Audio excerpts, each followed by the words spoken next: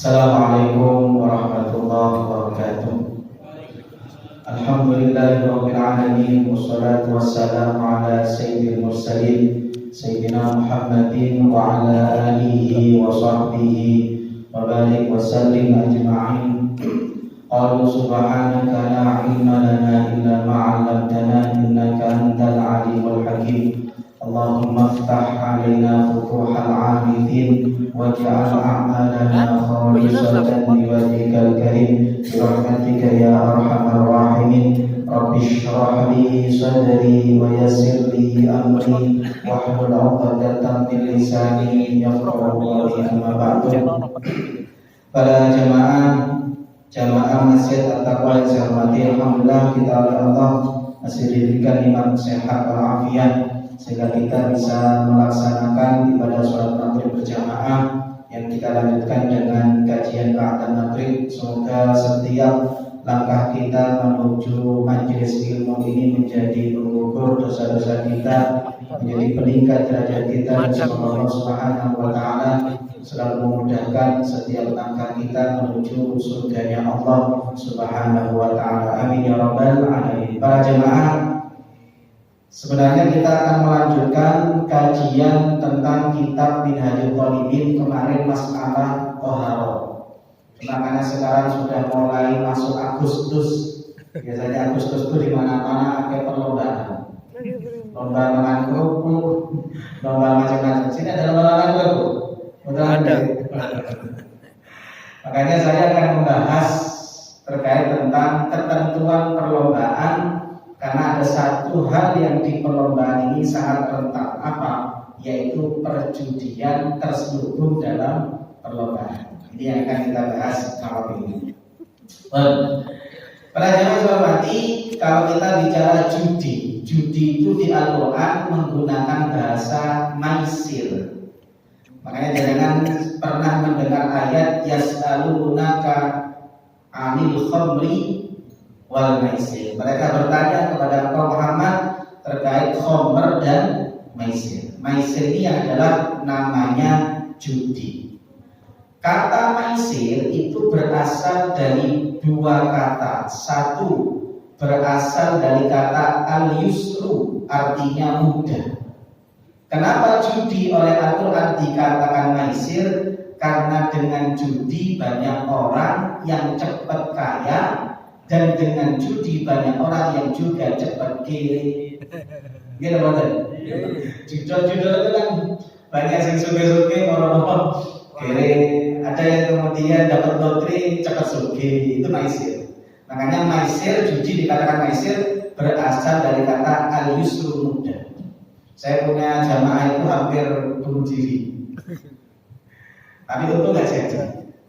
Ada jamaah saya di Penang itu cerita, dia kenapa kok sekarang dekat masjid, gara-gara mau bunuh diri nggak jadi. Ceritanya itu dia main judi online. Judi online kan menarik. Kalau jangan pertama kali main, kita akan kasih menang terus.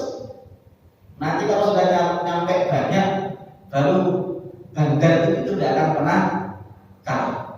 Jadi dia itu pertama tertarik, sampai akhirnya wah kayaknya menarik ini. Pekerjaannya ditinggalkan semua, ingin fokus jadi dia online. Sampai kemudian dia naruh hampir 700 juta di satu titik, itulah yang kemudian habis semua. Sampai dia untuk makan itu kesulitan. Sampai dia itu keluar rumah itu sudah tidak bisa mikir, mencari obat nyamuk atau bego. Untung ketemu konco sing apian. Ada yang ketemu konco sing kayak bego, mati temen. Akhirnya dia itu selamat sampai sekarang, alhamdulillah. Sering ikut ngaji. Ya meskipun dari awal dia ngajinya masih ngaji jilid berapa itu, Iqra.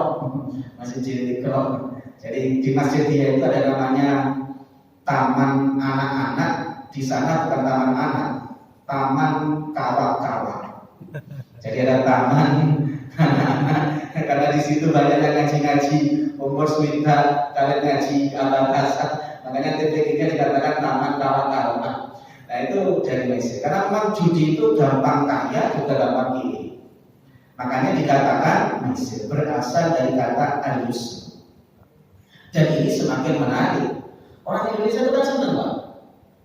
Senangnya apa orang Indonesia itu? Orang Indonesia itu kan senangnya cepat kaya, hidup foya-foya, mati masuk surga.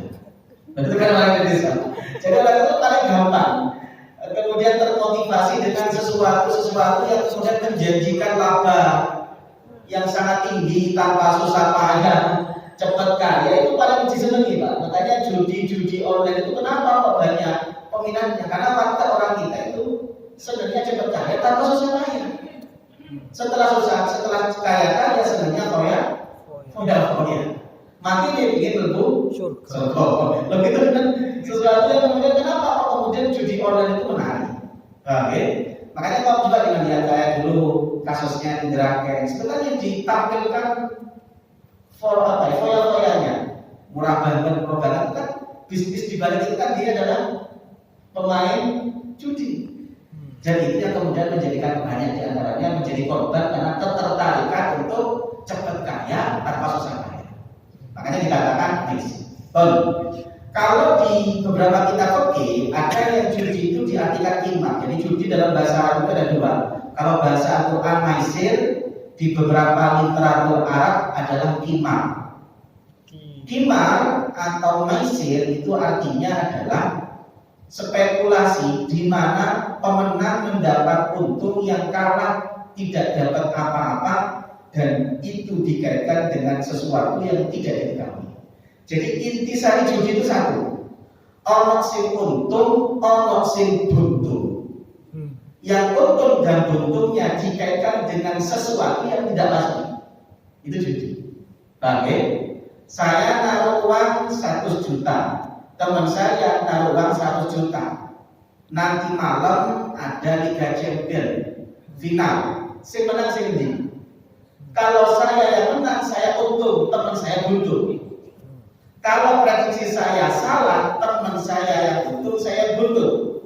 Untung buntungnya saya, untung buntungnya teman saya dikaitkan dengan sesuatu yang terjadi nanti dan belum pasti. Apa? Hasil final Liga Champions. Itu judi. Oke? Nah, ini yang kemudian menjadikan judi ini haram. Di Al-Quran Allah Subhanahu wa Ta'ala mengatakan, ya ayyuhalladzina amanu innamal khamru wal maisir wal ansab wal azlam rijsun min amali syaitan fajtanibu la'allakum tuflihun. Kata Al-Quran, wahai orang-orang yang beriman, khamr dan maisir ini adalah sesuatu yang termasuk perbuatan setan, karena itulah hindari, jangan engkau masuk di dalamnya. Makanya ulama sepakat judi atau maisir itu haram. Cuma unik, Pak, kenapa di Indonesia judi itu marah? Karena di Indonesia permainan judi itu mendarah daging mulai kita kecil. Kalau nggak percaya jangan, coba jangan cek permainan jenengan sama saya waktu kecil itu semuanya judi, Pak. Makanya orang Indonesia itu senang judi karena memang sudah mendarah daging. Ayo kalau nggak percaya jangan. Ini judi zaman now. Loh, ini jangan pernah main ini, betul? Pernah ya? Lekeran judi deh, Pak. Judi, Pak. Saya punya leker 10, teman saya punya 10, ada orang 40 kan main, iya kan? Kalau saya menang, saya untung apa? Dapat 40. Teman saya untung.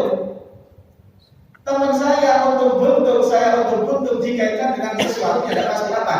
Titis atau tidak titis nembak leker. Loh, itu judi, Pak. Makanya kenapa judi di Indonesia sampai sekarang itu marah? Karena permainan kita paling kecil itu semuanya judi. Meskipun kita tidak mengakui itu, tapi ada unsur itu. Oke? Oh, di zaman saya, Pak, leker itu, Pak, bisa dijual antar teman. Menghasilkan itu, Pak. Bagi anak kecil itu bisa orang satu. Makanya kan yang pintar, yang tipis-tipis itu biasanya lekernya baik. Itu nanti dijual antar teman. Kaya itu, Pak. Bondolek teluru ngarang uang aja bisa sogel. Sogel leker maksudnya. Tapi kalau sogel mafia kan, sogel leker itu ketika ada jajan. Itu judi.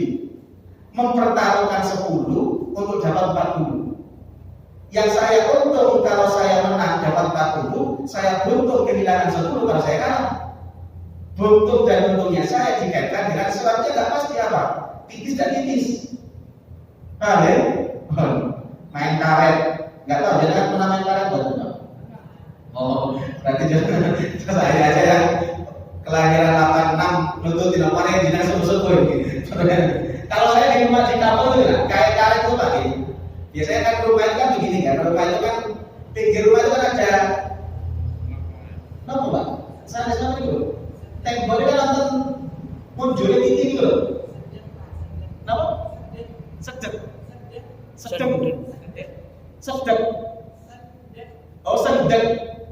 Sendeng. Oh sedek. Sendeng. Sedeng. Gitu tuh ya. Kan ini ya biasa kalau ingat di rumah saya ini kalau rumah sekarang nggak tahu ya. Kalau rumah dulu kan ini tembok. Nah ada lebihnya, oke. Ini tembok rumah. Ini kan ada lebihnya gitu loh. Nah sedeng oke. Sendeng. Sendeng.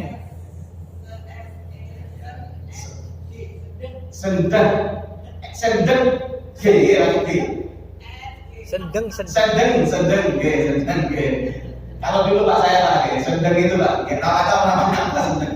Itu saya punya karet berapa karet 10. Teman saya punya karet 10, nanti saya ambil karet 1. Ya, lempar. Senyantol saya menang. Gimana? Berarti permainan kita sama. Mulai zaman dulu berarti permainan itu. Loh itu kan sama. Saya mempertaruhkan 10-20 karet saya dengan 10-20 karet teman saya. Kalau karet satu saya yang saya lempar itu nyantol di atas, saya untung. Teman saya buntung karena kehilangan 10-20. Kalau saya ada menang dan nyantol ke atas, saya yang buntung karena kehilangan 10-20. Untung dan buntungnya saya dikaitkan dengan nyantol dengan tidak nyantolnya karet di sendeng. Nah, itu judi. Dan benar kan? Dan di zaman saya karet itu Pak bisa diperjualbelikan antar teman. Iya terus gitu, menang aja. Itu kan judi Pak. Mainan kita itu dari kecil itu mendarah daging mainan judi. Dan itu bisa untuk tambahan uang saku. Paham ya? Zaman saya ada ini Pak, kartu. Ya, kalau Bapak di sini untuk itu kartu ini kartu yang toko-toko. Nah, gambar ada Power Rangers, ada apa lagi itu? Sailor Moon. Terus ada apa lagi? Satria Baja Hitam. Wes banyak itu Pak. Loh, itu main kartu. Jadi kartu itu saya numpuk 10 gitu ya. Numpuk kartu 20 gitu. Nanti kalau menang, saya ngirim kartu. Tapi kartu itu bisa dijual. Jadi kartu itu bisa, ya uang ini Pak. Uang, kenapa uang? Karena kartu itu bisa dijual antar teman. Murah, tapi kan bagi anak kecil waktu itu Pak, kan gawe uang saku. Paham ya? Makanya kita terus gitu kan artinya sudah gawe jajan. Dan itu judi. Judi, uang saya kalau noto 20 kartu noto 20 kartu. Kalau saya kalah, saya kan buntung. Kehilangan 20 kartu, padahal saya harus beli kartu kalau mau main lagi. Kalau saya menang, ngirim akhir, saya untung. Dan itu bisa dijual, dikaitkan dengan kartu yang akan kita jadikan taruhan itu apa? Itu judi. Ada lagi. Ini nggak tahu sampai sekarang ada nggak ya? Ini di zaman dulu Pak, di toko-toko itu banyak. Masih ada. Masih ada ya? Masih ada. Ini yang zaman Paul. Kalau dulu saya ada, ingat saya itu ada namanya telur cicak. Nggak tahu, kayak telur cicak gitu Pak. Iya. Didol 100. Jadi ada telur 1 gitu ya, kayak telur cicak itu 1. Itu nanti dalamnya itu ada nomor. Iya. Nomor itu judi.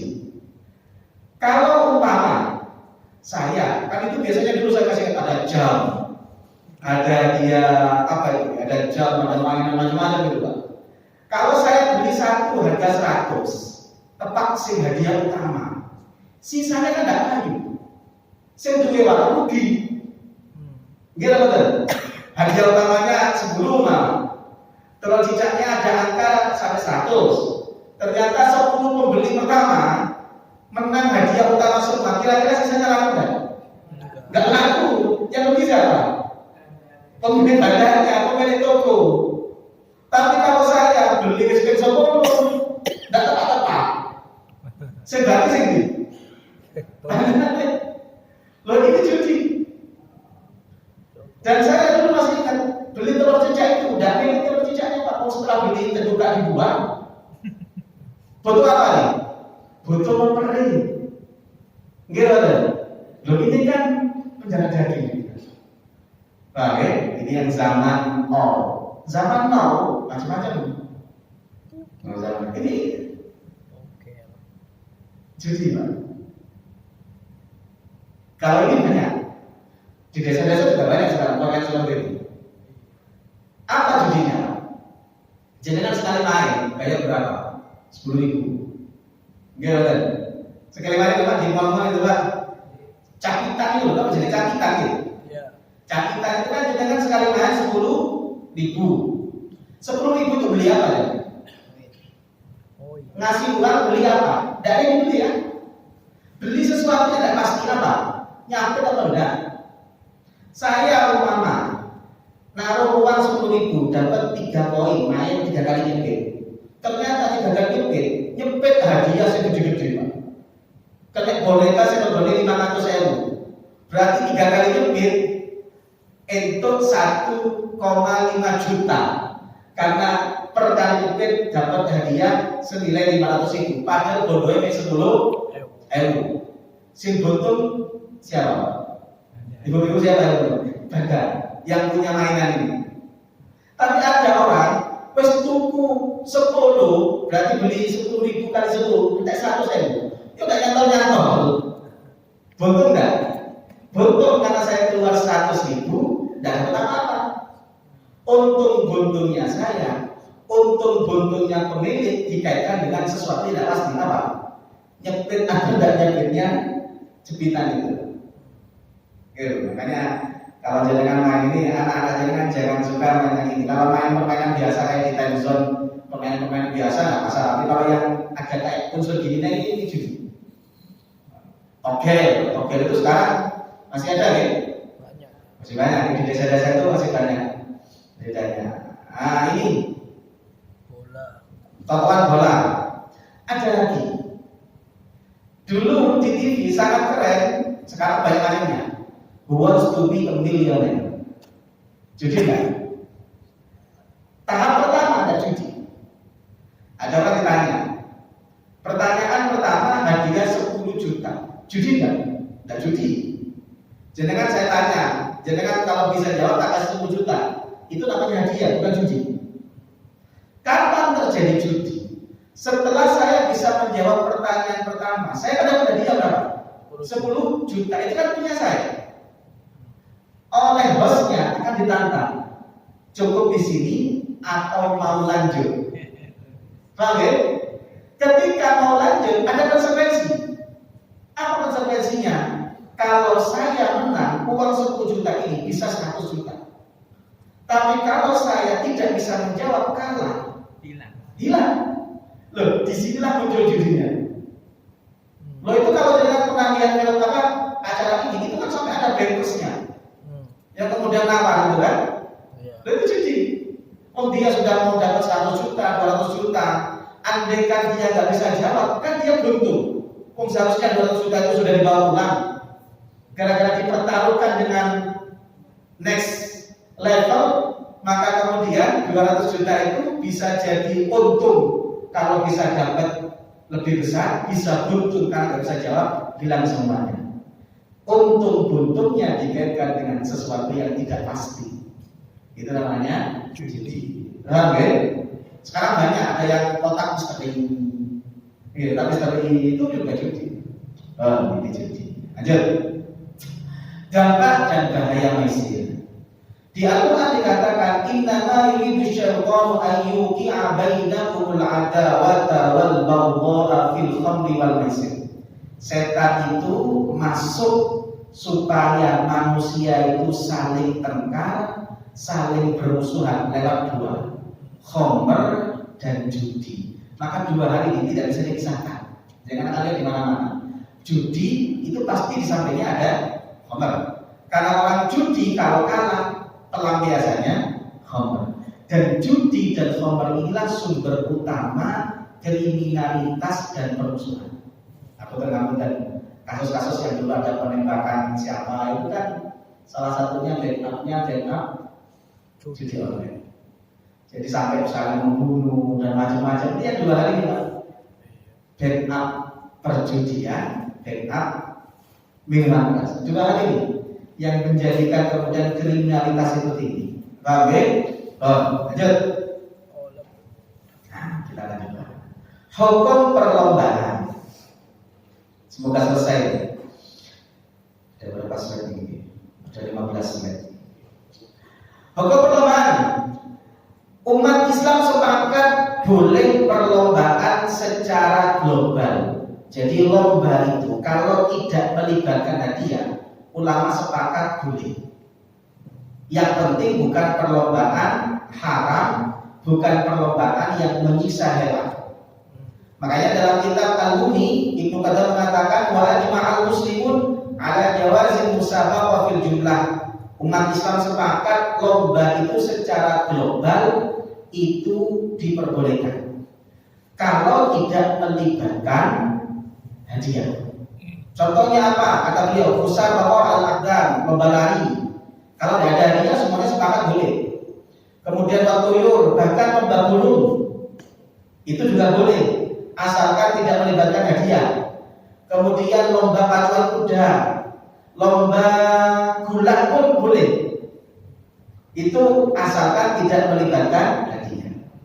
Dan ini pernah dilakukan oleh Rasulullah Shallallahu Alaihi Wasallam. Di hadis riwayat Abu Dawud, Siti Aisyah mengatakan, annaha kanat ma'an Nabi fi safarin.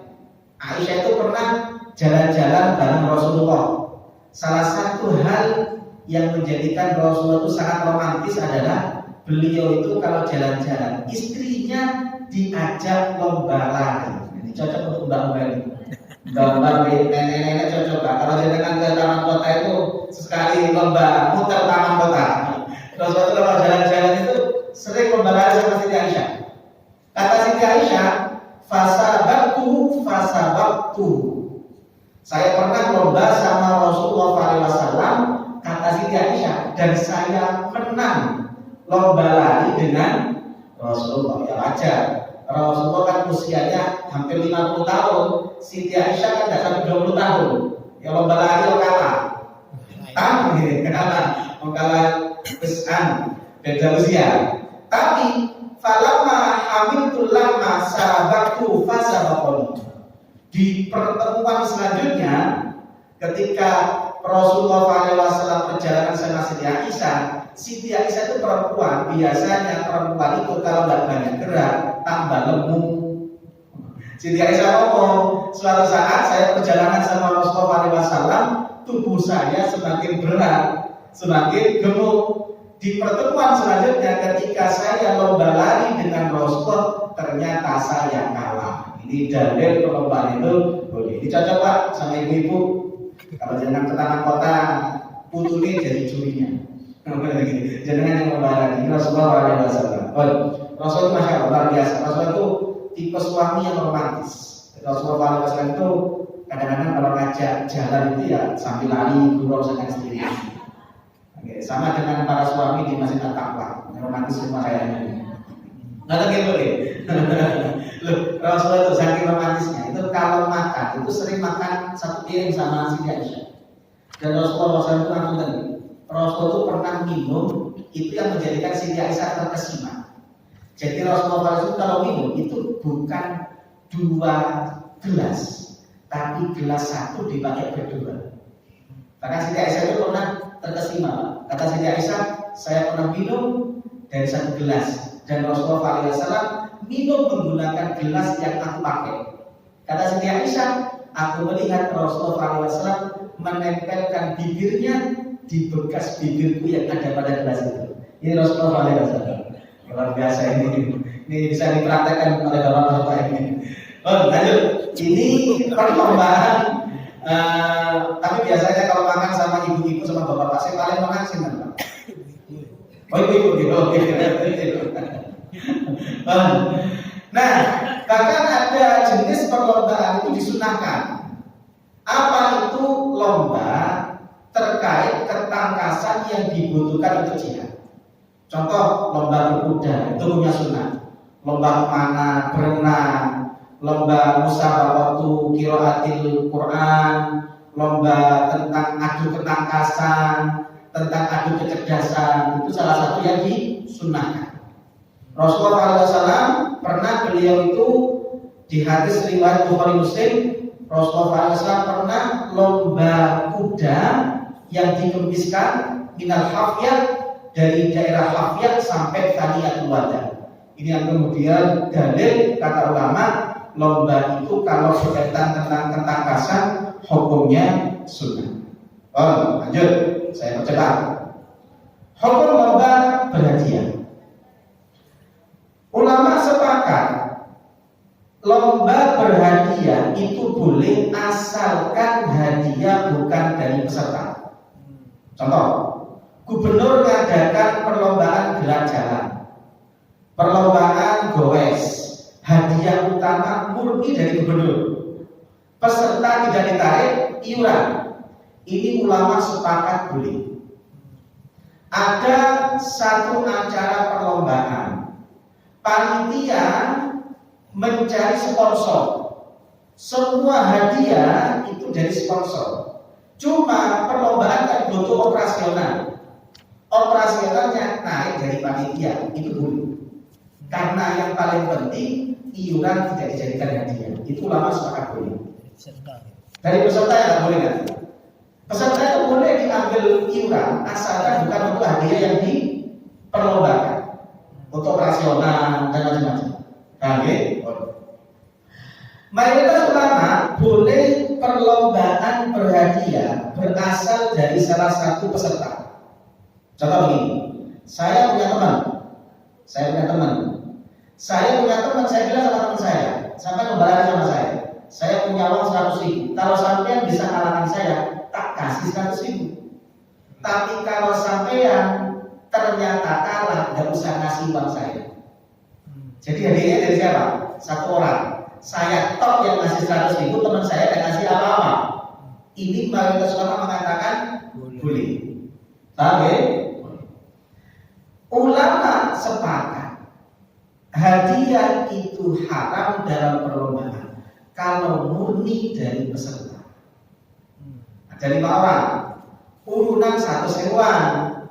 Setelah urunan 100.000-an berarti kan terkumpul uang 500.000. Saya bilang, ayo lomba lagi. Sing menang oleh 500.000. Ini ulama sepakat hukumnya haram karena termasuk kategori judi. Paham ya? Kecuali ada muhalil. Siapa muhalil itu? Ada 1-2 orang yang sama peluangnya tapi tidak ikut iuran. Contoh, tadi kan ada 5 orang.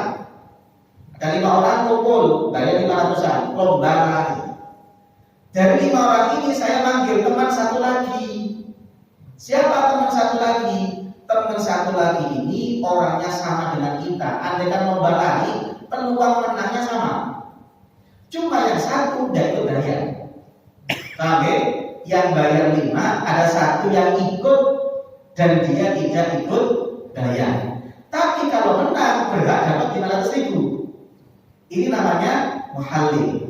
Kalau ada muhalil, hukumnya boleh. Nah, nanti akan kita lihat bagaimana lomba Agustusan. Nah, makanya lomba Agustusan itu bisa haram, bisa halal. Lomba Agustusan bisa halal, bisa halal. Kalau begini, desa punya uang desa, kas desa dari pemerintah, ngadakan perlombaan Agustusan, murni hadiah dari desa. Warga diambil iuran untuk apa? untuk makan bareng, untuk operasional itu boleh. Kenapa? Hadiah dari desa. Paham ya? Atau panitia jadi sponsor. Kemudian warga ditarik untuk operasional. Operasional siapa? Nanti untuk apa namanya? Spanduk, untuk panggung, itu kan untuk operasional.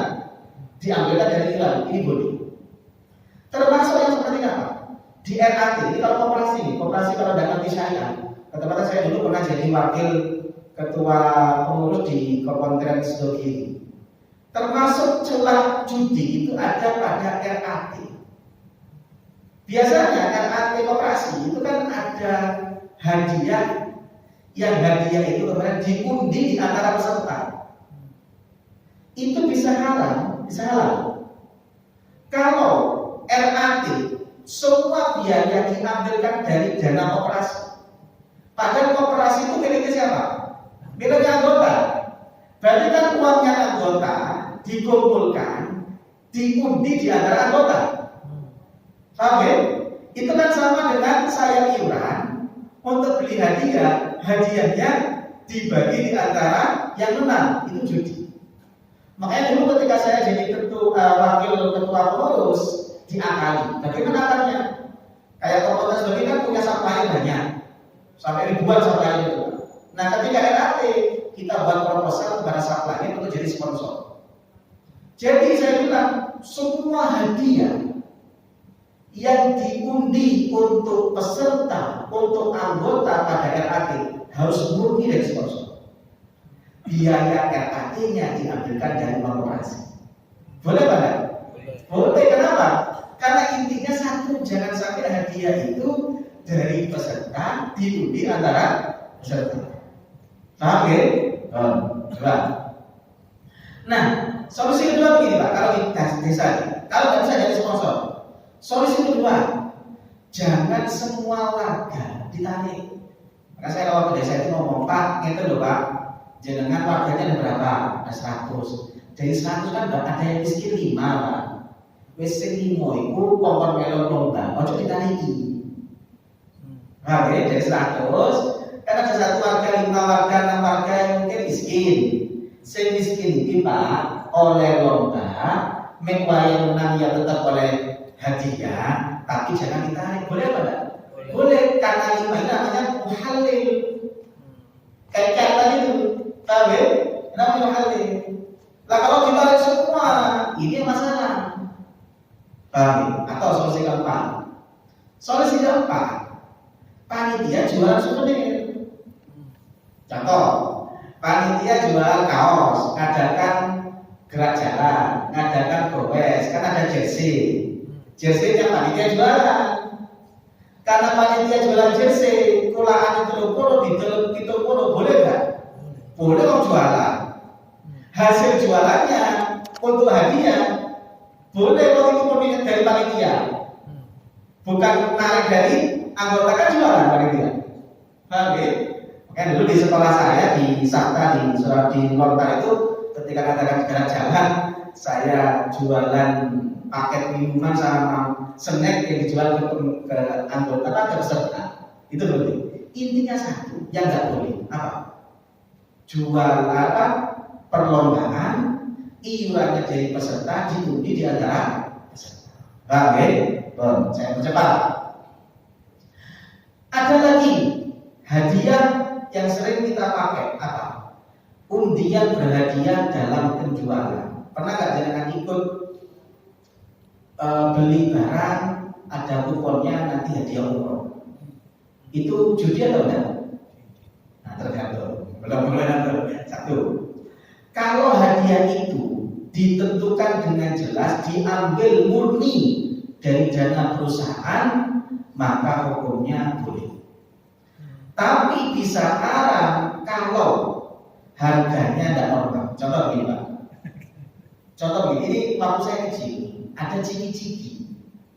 Itu anak kecil beli ciki-ciki itu tidak makan. Kenapa dia beli? Karena ada kupon hadiah. Loh, yang seperti ini tidak boleh. Tapi kalau ada orang seperti kalau saya tidak menyebutkan nama toko, nggak enak. Jangan datang ke situ kan karena ada perlu. Memang beli barang, harganya ya segitu. Cuma kalau dengan beli ke situ ada kupon, itu kan diambilkan dari labanya perusahaan, bukan dari kita. Itu boleh. Paham ya? Itu bedanya. Ada lagi terakhir, ini yang sering sekali kita ikut. Nama nih? SMS berhadiah. Saya kasih gitu. Jadi dengan SMS itu per SMS harganya berapa sih? 50? Sekarang nggak sampai ke SMS itu, nggak sampai 50 paling ke. Tapi kalau jangan ikut ketik rek spasi, kirim ke nomor sekian itu harganya berapa? 2.000. Oke. Kenapa harganya 2.000? Dari 100 ke 2.000 itu kan ada 1.900. Yang 1.900 itulah yang kemudian dikumpulkan oleh penyelenggara untuk dibelikan hadiah yang diundi di antara peserta itu judinya. Harganya seket iso dadi pertanyaan saya, jenengan gelem kirim satu kali SMS 2.000 itu kenapa? Pengen hadiah. Loh itu panitianya penyelenggaranya labanya banyak, Bu. Coba bayangkan, ibu-ibu, jangan kalau ikut ini, Bu. Itu bisa jadi se-Indonesia yang ikut 1 juta orang. Per 1 juta orang, per orangnya 2.000. Sudah berapa? 2 miliar. Hadiah yang dipertaruhkan padahal dasar 1 miliar. Bandara apa itu? Ganti nih. Bagai, itu judi. Nah, ini yang kemudian harus kita hati-hati. Ada yang mau tanyakan sebelum saya hadirkan? Iya,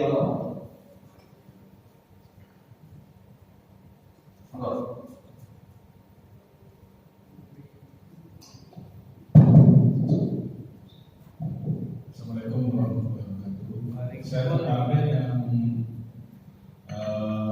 poin masalah tadi Muhalil ya. Misalkan gini, saya sama teman saya itu ada 5 orang misalkan ya, mau balapan misalkan 5 orang itu kurang, misalkan 100-an dan terkumpul 500. Setelah saya ikuti kajian ini, itu saya mikir, wah, ya caranya ini 5 orang balap lomba ini supaya halal, saya cari muhalil satu. Tapi muhalilnya kemampuannya itu di bawah dari 5 orang. Ini gimana? Terima kasih. Ngakali hukum itu. Jadi kata ulama, syaratnya muhalil itu satu, dia kemampuan dan peluang menangnya sama. Jangan orang 5 temenan, turun 500-an, umur 20-an, golek wong sepuh umur 20 kali muhalil. Nggak boleh, bang. Jadi syaratnya muhalil itu kata ulama harus punya kemampuan dan peluang yang sama, bukan orang yang kemudian pokok kalau si lebu, betul. Amin. Iya, itu terkait percaya. Memang syaratnya muhalil seperti itu, syaratnya muhalil seperti itu. Ada lagi, ada lagi. Dan muhalil itu tidak ada ketentuannya. Artinya pokok ada muhalil. Jadi mama 100 warga, muhalilnya cuma 5, boleh. Meskipun warganya cuma sudah sampai 100, pokok ada muhalilnya. Dan muhalilnya peluangnya sama. Benar ya? Ada lagi, monggo. Nggih, monggo.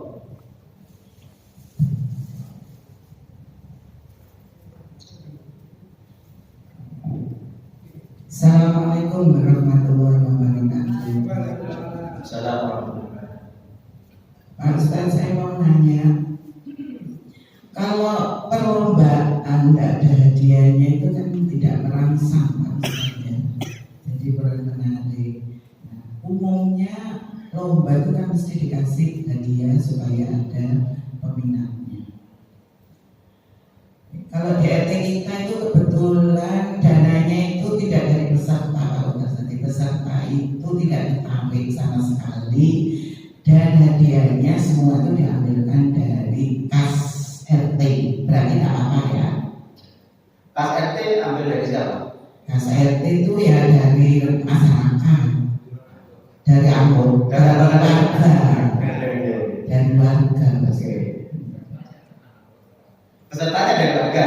Pesertanya ya dari keluarga. Ya. Tapi makanya nggak ditarik waktu ikut lomba. Itu gimana? Kemudian yang kedua Pak Ustadz, di luar konteks ini tapi materi yang minggu yang lalu ini syarat sahnya wudhu masalah air Pak Ustadz. Kalau saya dengar kemarin itu kan 2 kulah ya, 2 kulah itu ukurannya panjang 7, lebar 6, tinggi 7 ya Pak Ustadz. Nah sekarang kan banyak model baru itu tempat air itu. Kebetulan saya itu tidak segi 4, jadi kayak gentong gitu Pak Ustadz, bundar nyemplung gitu. Jadi diameternya itu paling ya 40 cm, tinggi 60. Itu sudah sah nggak ya kalau dipakai wudhu? Itu yang saya tanyakan Pak Ustadz. Terima kasih. Assalamualaikum warahmatullahi wabarakatuh. Waalaikumsalam.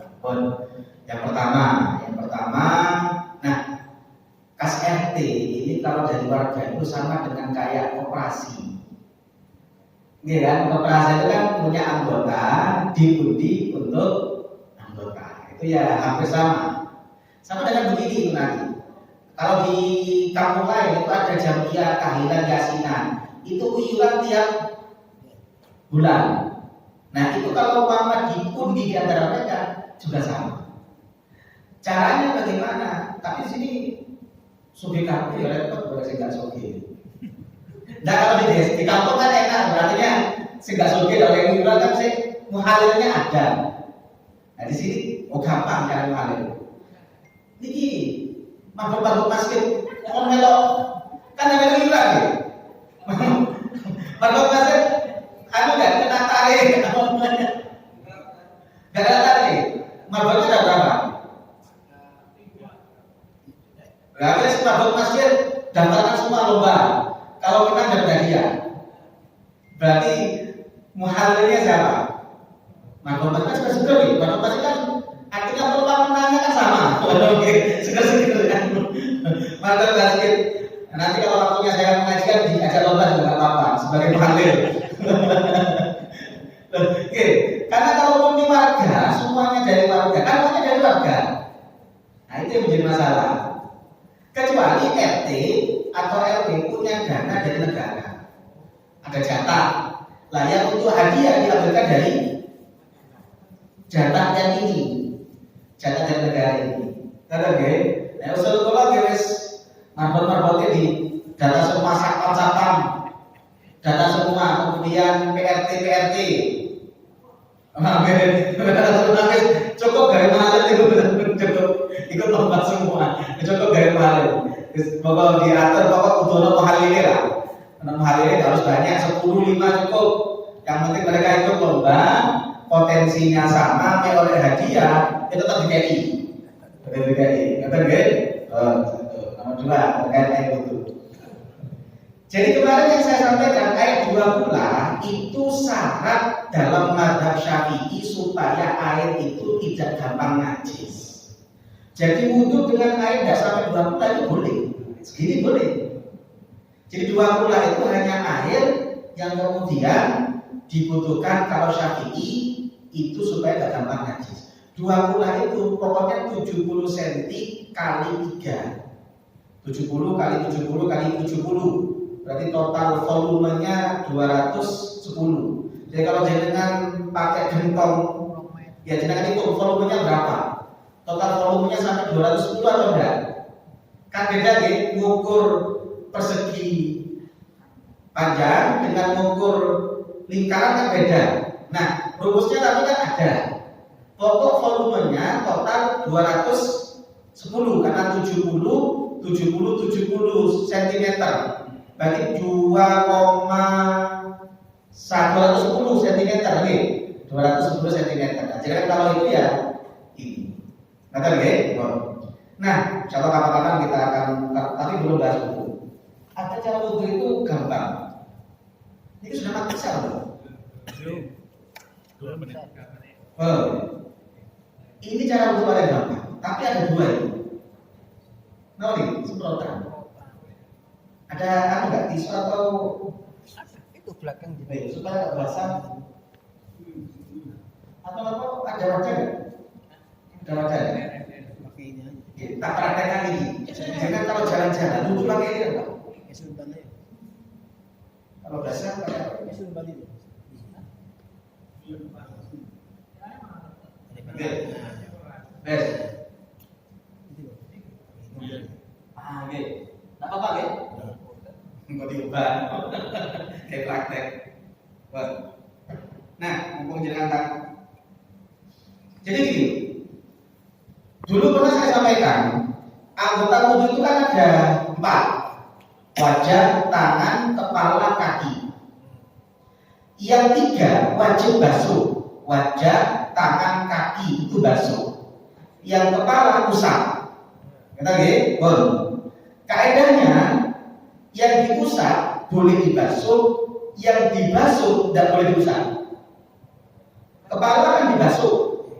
Jangan jendek sak cebok jangan jambior boleh tak? Boleh. Karena diusap boleh dibasuh. Tapi wajah itu kan dibasuh, tidak boleh diusap.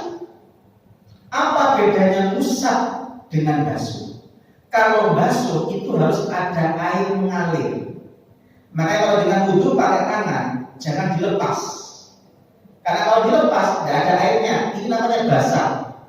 Kalau dengan usapan begini, ini namanya rauh bukan wudhu. Harus ada air mengalir yang dialirkan. 1. Nomor 2. Ciri mengalir kata ulama adalah haitsu yataqaqaru, sekiranya netes 2-3 tetesan. Jadi semprotan itu ada 2. Ada dulu orang yang praktek sempat viral, itu keliru. Kenapa? Semprotannya bukan semprotan. Jadi dia itu menyemprotkan supaya diusap begini, itu tidak sah. Ada lagi yang dulu viral itu ibu-ibu wudhu, bajunya tetap dipakai begini, disemprotkan di bajunya, tidak sah. Itu namanya bukan membasuh. Paham ya? Oh. Bagaimana membasuh? Membasuh itu yang penting netes. Semprotan ada 2. Ada semprotan itu ketika semprotkan kayak spray itu. Basah tapi tidak netes. Itu dasar. Nah, semprotan kayak punya saya, ini semprotan. Kalau saya semprotkan, itu netes. Coba lihat. Saya semprotkan 4 kali saja itu netes.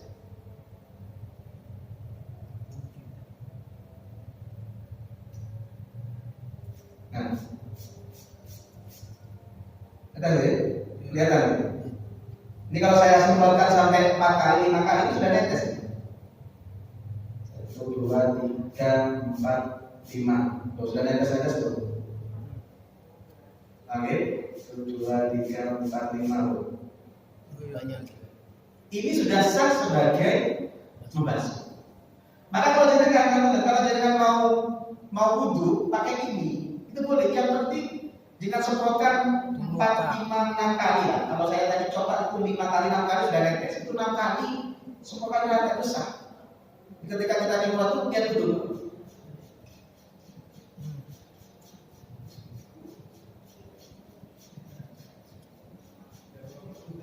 Tuh, lihat ini. Ini susah. Paham ya? Ini sudah sah. Tangan sudah sah, nanti jangan tangan. Jangan buka dari sini. Jangan semprotkan semua. Sampai 6 kali 7 kali semprotan lah. Sekiranya netes. Sah. Paham ya? Jadi air itu tidak usah kayak pembantu saja gede. Segini kalau jalan wudhu itu cukup. Di pesawat bagi seperti ini tidak basah. Tidak basah. Jangan kalau ke toilet itu pakai segini, tidak basah. Ini meskipun cuma segini bisa untuk 3 kali wudhu, 2 kali wudhu bisa ini. Padahal ini lebih banyak ini. Paham ya? Nah, yang penting ini juga cocok untuk jenengan yang punya ibu, mbah yang sakit. Kalau ada mbah sakit itu jangan suruh kamar mandi seakan. Wong ngerasa Allah wis kalau kesakitan. Jadi kalau ibu itu bagaimana? Dia duduk waktu di tempat tidur itu agak diberdirikan sendiri dengan niat dia duduk dengan niat. Saya semprotkan rata sampai ada setes, tangannya juga sama. kakinya juga sama. Tahu ya? Gak diusap. Tahu? Gak diusap. Nah, apa tuh? Yang wajib itu basuh. Ini namanya basuh. Jadi basuh itu air mengalirkan air basuh. Ini basuh namanya. Nah, ini kan basuh. Nah, itu kan? Ini namanya basuh. Ini yang wajib. Terus setelah dibasuh, ini namanya darku kalau dalam fikih. Darku itu adalah gosok. Gosok itu kalau Syafi'i hukumnya sunnah. Jadi andaikan dengan semprot kantor gitu ya, kalau rata sampai tetes-tetes, nggak usah digosok, itu sah. Paham ya?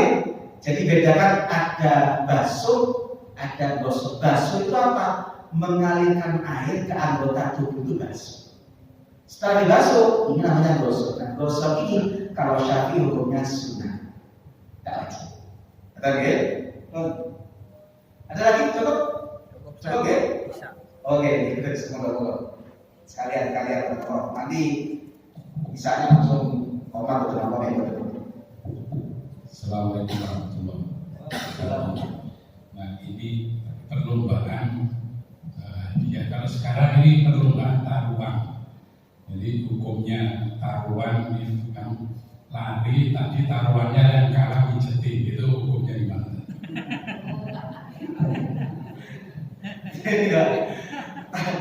Hadiah itu yang penting bernilai. Kira-kira pijat itu bernilai loh. Sangat bernilai. Saya paling enak itu Pak, mari perlombaan podo pijat ini. Nah, hadiah terus aman gitu. Aman. Paham ya? Jadi yang dimaksud iwat itu adalah sesuatu yang bisa dijadikan hadiah yang bernilai. Apapun itu. Pijat itu kan bisa dijadikan bernilai. Buktinya apa? Banyak orang pijat dapat upah. Oke, itu juga sama. Oke, saya enak yo foto bijete. Kenaman. Oke, saya kira cukup. Coba kita lanjutkan di pertemuan selanjutnya. Kita akan bahas lagi yang bertoharok. Semoga menjadi ilmu barokah. Semoga kita Allah jadikan orang istiqomah dalam kebaikan. Amin ya rabbal alamin. Bismillahirrahmanirrahim. Alhamdulillahirabbil alamin. Allahumma shalli wa sallim ala sayyidina Muhammad wa ala ali sayyidina Muhammad. Rabbana ighfir lana wa li walidina warhamhum kama rabbawna shaghira. Allahumma anfa'na bima 'allamtana wa 'allimna ma yanfa'una wa zidna 'ilma. Rabbana la tuzigh qulubana ba'da idh hadaytana wa hab lana min ladunka rahmah innaka antal wahhab. ربنا هب لنا من ازواجنا وذرياتنا قرة اعين واجعلنا للمتقين اماما ربنا اتنا في الدنيا حسنه وفي الاخره حسنه وقنا عذاب النار وصلى الله على سيدنا محمد وعلى اله وصحبه وبارك وسلم سبحان ربك رب العزه عما يصفون وسلام على المرسلين والحمد لله رب العالمين. Ini yang bisa saya sampaikan.